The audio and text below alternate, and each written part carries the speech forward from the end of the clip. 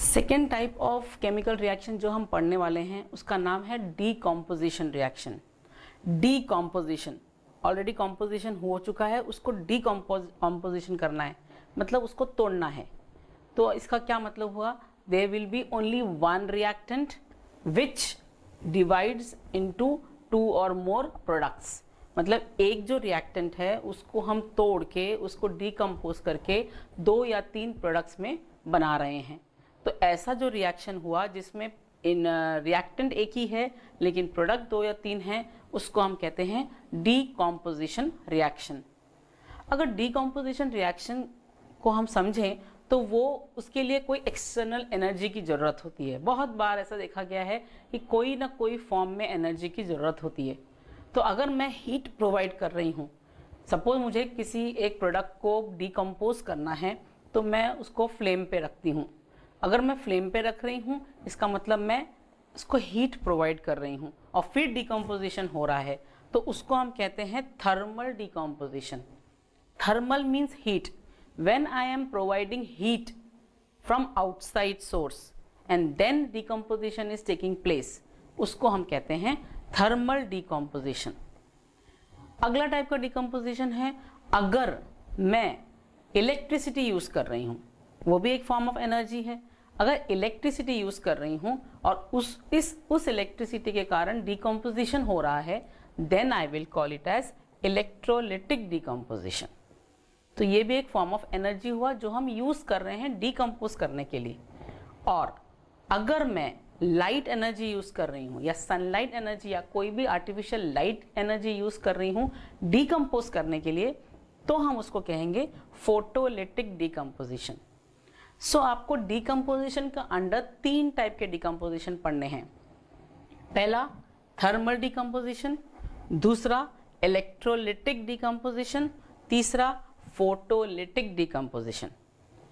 Thermal decomposition में heat is given from outside, that is the energy which is required to decompose is heat. Second, the energy which is required to decompose is electricity, मतलब हम electricity की सहायता से decompose कर रहे हैं। और तीसरा लाइट, ये सनलाइट हो सकता है या कोई आर्टिफिशियल लाइट हो सकता है जिसके कारण डिकम्पोज कर रहे हैं। सो these are the 3 types of decomposition reactions. पहला decomposition reaction जो हम पढ़ने वाले हैं that is thermal decomposition।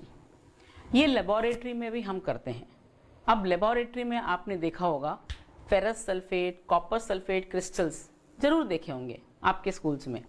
So ferrous sulphate crystals अगर हम उसको लेते हैं, उसको एक बॉइलिंग ट्यूब में अगर हम उसको गर्म करते हैं, अब आपका क्वेश्चन आना चाहिए बॉइलिंग ट्यूब में क्यों, सादे टेस्ट ट्यूब में क्यों नहीं? तो क्या होगा, इसमें हम हीट प्रोवाइड कर रहे हैं। तो अगर मैं एक सादी टेस्ट ट्यूब लेती हूँ, बिल्कुल सिंपल सी पतली सी, और उसमें फेरस क्रिस्टल डालूंगी और उसको मैं हीट पे रखूंगी, तो क्या होगा, it is not heat resistant. वो हीट को सहन नहीं कर सकता है और वो क्रैक हो जाती है। इसलिए हमें एक बॉइलिंग ट्यूब रखनी पड़ती है। Boiling tube means a test tube which is bigger in size and which is thick and it is heat resistant. तो क्या होता है, एग्जाम्पल मैं आपको देती हूँ इसका। If I take ferrous sulphate crystals, okay, so ferrous sulphate crystals ये होते हैं solid. So I will write as on heating, heat कर रही हूँ तो I will write heat above the arrow. I can use this symbol also, triangle. अगर मैं ये ट्रायंगल सिंबल यूज कर रही हूँ उसका मतलब भी हीट, और अगर ट्रायंगल सिंबल यूज नहीं करना है आपको, आप हीट भी डायरेक्ट लिख सकते हैं। सो जब मैं हीट करती हूँ तो उसके 3 प्रोडक्ट बनते हैं। कौन से प्रोडक्ट बनते हैं? Fe2O3 plus SO2 plus SO3। ठीक है, तो इसीलिए इसको डीकॉम्पोजिशन रिएक्शन कहा गया है। मैंने ये फेरस सल्फेट क्रिस्टल्स जो ग्रीन कलर के होते हैं, मैं आपको लिख के दे देती हूँ जिससे आपको याद रहे। ये ग्रीन कलर के होते हैं। ग्रीन कलर के क्रिस्टल्स को मैंने एक टेस्ट ट्यूब में लिया और मैंने उसको फ्लेम पे रखा। तो क्या होगा, ये है फेरस सल्फेट क्रिस्टल्स FeSO4। अब ये हीट किया तो हीट करने के बाद मुझे दो से तीन प्रोडक्ट्स मिलते हैं Fe2O3। अब ये भी सॉलिड है, so I will write S in the bracket. ये दोनों गैस है, so I will write G in the bracket. मैं यहाँ क्या लिख रही हूँ? मैं यहाँ उनके स्टेट्स लिख रही हूँ। So when I write this is the complete reaction of decomposition reaction. Decompose क्या हुआ? Ferrous sulphate. Ferrous sulphate decompose हुआ फेरिक ऑक्साइड में, इसका नाम है ferric oxide, sulphur dioxide, sulphur trioxide. जब मैं बोलती हूँ sulphur dioxide, di means two, DI di, so 2 oxygen है इसलिए सल्फर डाइऑक्साइड। 3 ऑक्सीजन है तो सल्फर ट्राइऑक्साइड। अब इसको हम बैलेंस करेंगे। यहाँ पर Fe एक ही है, यहाँ पर Fe 2 है, तो अब हमको बैलेंस करना है तो क्या करना पड़ेगा? अगर यहाँ का 2 है तो मुझे यहाँ 2 बनाना है, तो मैं यहाँ 2 लिख दूंगी। ठीक है, तो मैंने Fe को तो बैलेंस कर दिया। अब देखिए S, यहाँ पर ये 2 जो है वो सबके लिए है, तो ये S भी 2 है, तो यहाँ 2 S हैं क्या? एक यहाँ S है, एक यहाँ S है, मतलब हाँ दोनों मिला के 2 S हैं। ऑक्सीजन यहाँ कितने हैं टोटल? अब हमने बैलेंस के बाद हमको मल्टीप्लाई करना पड़ेगा। 4 × 2 8, तो यहाँ पर 8 ऑक्सीजन दिखते हैं क्या? चलिए देखते हैं। यहाँ 3 हैं, यहाँ 2 है, यहाँ 3 है, so 3 4 5 6 7 8, yes, so if I put 2 here, मैं पूरा रिएक्शन और पूरा केमिकल इक्वेशन को बैलेंस कर देती हूँ। तो ये हो गया बैलेंसिंग। और जब मैं हीट कर रही हूँ तो आपको क्या फ़र्क दिखेगा? फ़र्क ये दिखेगा, पहला तो ये ग्रीन कलर जो होता है वो फेड हो जाता है। आप जब हीट करने लगोगे तो वो ग्रीन से एकदम लाइट ग्रीन और सफ़ेद की तरफ जाने लगता है। दूसरा आप देखोगे आपको यहाँ पर वाटर क्रिस्टल्स दिखेगा, वाटर ड्रॉप्स ऑफ वाटर दिखेगा। कहाँ पर दिखेगा? टेस्ट ट्यूब के ऊपर के साइड में, क्योंकि comparatively test tube is cooler here. यहाँ पर टेस्ट ट्यूब थोड़ी ठंडी रहती है यहाँ से, तो या क्या हुआ है, इसके साथ कुछ वाटर मॉलिक्यूल्स रहते हैं, वो वाटर मॉलिक्यूल्स ऊपर जाके इवेपोरेट हो जाते हैं। इवेपोरेट होने के बाद जब वो ठंडी सतह पे आते हैं तो वो कंडेंस हो जाते हैं। 2 ऑब्जर्वेशन आप देखेंगे, एक तो ग्रीन कलर फेड होता है और दूसरा वाटर ड्रॉपलेट्स दिखते हैं।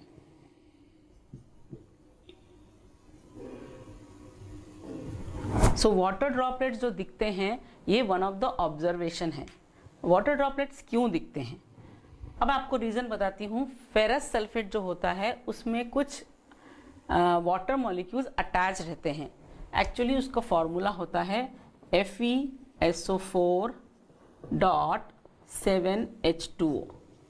तो ये जो 7H2O है वो क्या है? इन 7H2O को हम वाटर ऑफ क्रिस्टलाइजेशन कहते हैं, जिसकी वजह से ये क्रिस्टल फॉर्म में दिखते हैं और कलर्ड फॉर्म में दिखते हैं। अगर वाटर मॉलिक्यूल्स ना हो तो ये ग्रीन कलर नहीं दिखेगा। So because of water molecules it appears green in colour. तो जब हम हीट कर रहे हैं एक्चुअली हो क्या रहा है, ये जो वाटर मॉलिक्यूल्स है वो इवेपोरेट हो जाते हैं और फेरिक ऑक्साइड, सल्फर डाइऑक्साइड और सल्फर ट्राइऑक्साइड बनते हैं। बिकॉज यहाँ पर हीट दी गई है इसलिए ये किसके अंडर आएगा? थर्मल डिकम्पोजिशन के under. So this is the one example of thermal decomposition. एक और एग्जाम्पल है थर्मल डिकम्पोजिशन का, कैल्शियम कार्बोनेट। अगर हम कैल्शियम कार्बोनेट लें और उसको हीट करें, अब मैं यहाँ पर सिंबल यूज कर रही हूँ, सिंबल का मतलब मैंने हीट प्रोवाइड की। When I use symbol of heat it is showing that heat is provided. So now क्या बनेगा? CaO plus CO2। ये जो रिएक्शन है ये बहुत फ़ायदा देता है because it forms quick lime. CaO quick lime cement industry में बहुत यूज़ होता है। सो ये जो दो एग्जाम्पल हैं, एक तो फेरस सल्फेट और दूसरा कैल्शियम कार्बोनेट, ये एग्जाम्पल्स हुए थर्मल डिकम्पोजिशन के। Thermal decomposition that means where the heat is provided to decompose. So इसका ये मतलब हुआ। थर्मल डिकम्पोजिशन का एक और एग्जाम्पल है जो है लेड नाइट्रेट। अगर लेड नाइट्रेट को मैं हीट करूं तो ये भी डिकम्पोज होता है, और डिकम्पोज होने के बाद तीन प्रोडक्ट्स में फॉर्म होता है, lead oxide, nitrogen dioxide and oxygen. जैसे हमने फेरस सल्फेट में कुछ ऑब्जर्वेशंस देखे, यहाँ पर भी हम ये ऑब्जर्व देखने वाले हैं कि हमें ब्राउन कलर की फ्यूम्स नज़र आती हैं। फ्यूम्स मीन्स ऐसे बहुत ज़्यादा गैस निकल रही है और वो ब्राउन कलर की है, तो वो ब्राउन कलर की फ्यूम्स है, वो आइडेंटिफिकेशन है कि वो नाइट्रोजन डाइऑक्साइड है। तो लेड नाइट्रेट को जब हम हीट करेंगे तो हमें एक प्रोडक्ट मिलेगा लेड ऑक्साइड, एक गैस बनेगी जो नाइट्रोजन डाइऑक्साइड है, और एक और गैस बनेगी जो ऑक्सीजन है। तो ये दोनों गैसियस स्टेट में होंगे, ये सॉलिड स्टेट में होगा, ये भी सॉलिड स्टेट में होगा। तो ये भी एक एग्जांपल है थर्मल डिकम्पोजिशन का। इसको अगर हमें बैलेंस करना है तो कैसे करेंगे? यहाँ लेड 1 है, यहाँ पर भी लेड 1 है, तो ठीक है। यहाँ N, अब ये NO3 पूरा ब्रैकेट में है, उसके नीचे 2 लिखा है, मतलब ये 2N के लिए भी है, ये 2O के लिए भी है। तो N कितने हुए यहाँ पर? 2, ठीक है। तो यहाँ पर N कितने हैं? 1, तो मुझे 2 बनाना होगा इसको, तो मैं यहाँ पर 2 लिख दूंगी। अब हम उल्टी स्ट्रैटेजी यूज़ करते हैं। अगर हम यहाँ पे 2 डालें तो उससे क्या हो रहा है, हमने Pb भी 2 कर दिया, तो यहाँ पर Pb 2 करने के लिए हम ये 2 करेंगे, ठीक है। अब N कितना हो गया? यहाँ 2 था, यहाँ 2, 2 2 ज़ा 4, लेकिन यहाँ हमने 2 लिखा है, तो ये गलत है, तो ये हमें मिटा के उसको हमें 4 करना पड़ेगा, तो N4 हो गया। अब ऑक्सीजन कितना था? 3 2 ज़ा 6, 6 2 ज़ा 12। अब राइट साइड पे 12 हैं क्या, देखते हैं। 2 यहाँ पर है, 4 × 2 8 9 10 11 12। अब हमारा ये रिएक्शन और इक्वेशन बैलेंस्ड है। सो हर रिएक्शन और हर इक्वेशन जब हम लिखते हैं तो पहला काम हमें करना है कि बैलेंस करना है, तभी हमें पूरे मार्क्स मिलते हैं।